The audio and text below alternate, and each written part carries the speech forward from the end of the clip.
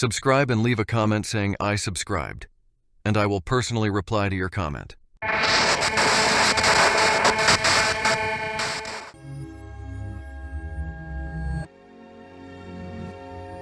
Growing up, I loved sitting at my great-grandfather's feet, listening to his stories. He was well into his 90s by the time I was old enough to truly appreciate his tales. Of all the stories he told, the one about the Iroquois theater fire haunted me the most. "I wasn't much older than you when it happened," he'd start, his voice dropping to a hushed tone as if the memory demanded reverence. It was Christmas time, 1903, here in Chicago. The city was alive with shoppers, skaters, and families looking for festive entertainment. Back then, going to the theater was the highlight of the season. The Iroquois Theater, they called it the safest theater in the world. Brand new, fireproof, or so they thought. He'd pause here, letting the weight of those words settle in. I wasn't there myself, but my cousin Frankie was. He'd saved up his pennies for weeks to see Eddie Foy and Mr. Bluebeard. Frankie'd never been to a theater before, let alone one as grand as the Iroquois. Said it felt like stepping into a palace. Gilded balconies, plush red seats, a stage big enough to hold a whole other world. That afternoon, the place was packed. Mostly women and children, all dressed up in their best for the holidays. His eyes would darken at this part. It was during the second act that it happened. A spark, they said, from a light bulb. Just a little thing, barely noticeable at first. It caught on one of the stage curtains. Frankie told me it was like watching a nightmare unfold. The flame crawled up the drape and into the scenery overhead, and before anyone knew it, the whole stage was ablaze. The actors ran. The orchestra kept playing at first, trying to keep people calm, but it didn't work. Someone screamed, and that was it. Panic took over. People surged toward the exits. But here's the thing. Most of the doors were hidden behind curtains or locked from the outside to keep folks from sneaking in without paying. Can you imagine? They locked those doors, thinking only about money, never about safety. His hand trembled as he reached for his tea, the memory of what he'd heard still shaking him even decades later. Frankie said the worst part wasn't the fire. It was the people. The way they trampled each other, clawing and climbing, trying to get out. And the smoke. Thick and black, filling your lungs until you couldn't breathe. He managed to squeeze through a narrow side door, one of the lucky ones. But when he turned back, his voice would falter here. When he turned back, he saw people pounding on the locked doors, their faces pressed against the glass. The fire consumed them before the firefighters could reach them. By the time it was over, 575 souls were gone. Kids, mothers, whole families. Frankie was never the same after that, he'd say, his gaze distant. But you know, out of that horror, something good came. They changed the laws after that. Made it so doors had to swing out and couldn't be locked from the inside. Exit signs had to be clear and lit. It was too late for those poor folks at the Iroquois, but it saved countless lives in the years to come. He'd look at me then, his eyes searching mine. That's the thing about history, boy. It's not just stories. It's lessons, paid for in blood. Don't ever forget that. I never have.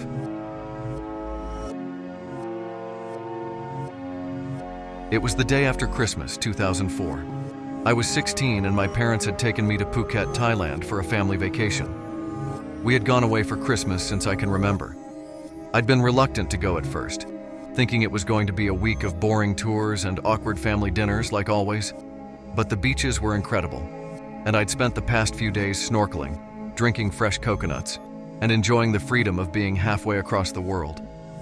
I woke up earlier than usual to the sound of birds screeching, loudly, as if they knew something I didn't. The ocean looked odd. My mom commented on how low the tide seemed. The shoreline pulled back farther than we'd seen it all week. She was snapping photos, saying how unusual it looked. I didn't think much of it at the time. My dad and I decided to walk down to the beach while Mom stayed back at the hotel, planning to meet us later for lunch. We passed a few other tourists on the way. Everyone was buzzing about the water pulling so far out, exposing rocks and coral that were usually hidden. Kids were running around picking up stranded fish.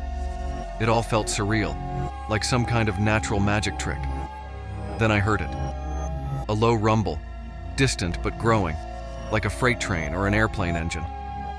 My dad and I turned toward the horizon, and that's when we saw it. At first, it looked like a shadow, a line stretching across the ocean, getting closer and darker. "Run," my dad said. We turned and sprinted up the beach. People around us were shouting, some still standing frozen, unsure of what was happening. When I dared to glance back, the wave was towering over the shore, a wall of dark, churning water that seemed impossibly high. We made it to the street just as the wave hit. The sound was deafening, a mix of crashing water, splintering wood, and people screaming. I barely had time to process what was happening before the force of the water swept me off my feet, slamming me into a car that was already half submerged. The water was everywhere, swirling and dragging me away from my dad. I grabbed onto a streetlight pole, holding on with everything I had. It felt like forever, but it was probably only minutes before the water started to recede. When it finally did, it left behind a scene I can only describe as apocalyptic. Cars were overturned, trees uprooted, and the streets were littered with debris. People were shouting names, searching for loved ones. Some were injured, others just wandering in shock. I found my dad a few blocks away, soaked and bruised, but alive. We hugged tightly. It took hours to find my mom. She'd been at the hotel, which was partially flooded but still standing. When we finally reunited, she cried so hard she could barely speak. The days that followed were a blur. We stayed in a relief center with other survivors, waiting for news and flights back home. The death toll kept rising, and the stories we heard were heartbreaking. Entire families swept away, towns destroyed, lives shattered in an instant. Even now, 20 years later, it's something I'll never forget. Every December, I light a candle for the lives lost that day and hold my family a little closer. It's a reminder of how fragile everything is, how quickly it can all be taken away. I'm in my 60s now, but I still remember the way my father's voice would drop when he told me about that Christmas night on Alcatraz. He wasn't a man prone to embellishments or flights of fancy. He was a guard on the Rock in the 1940s, and his stories were usually more about the grit of the job than ghosts. But this story was different.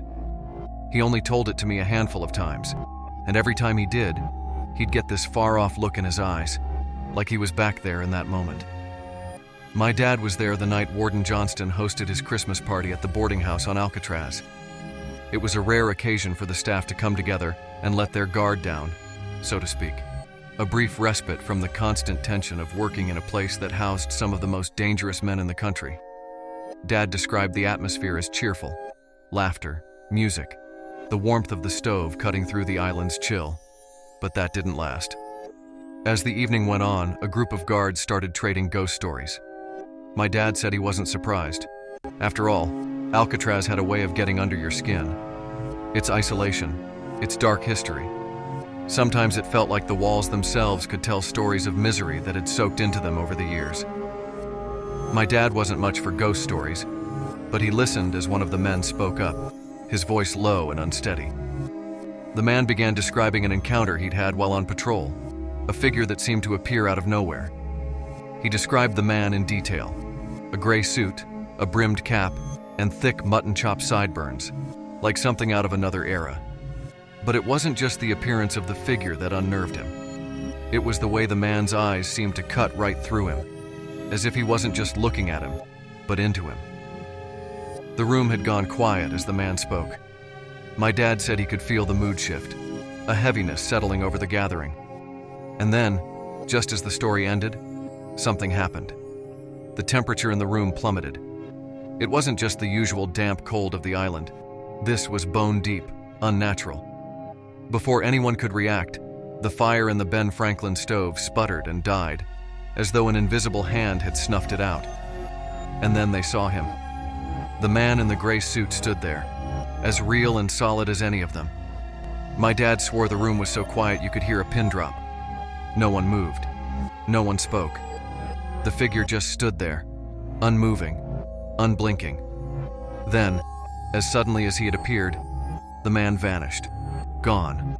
leaving behind only the icy cold that seemed to cling to the walls and their skin. No one spoke for what felt like an eternity. My dad told me the room felt empty in a way it hadn't before, like the ghost had taken something with him when he disappeared. The party ended not long after that. The guards filed out, shaken and silent, the warmth of the holiday evening extinguished along with the fire.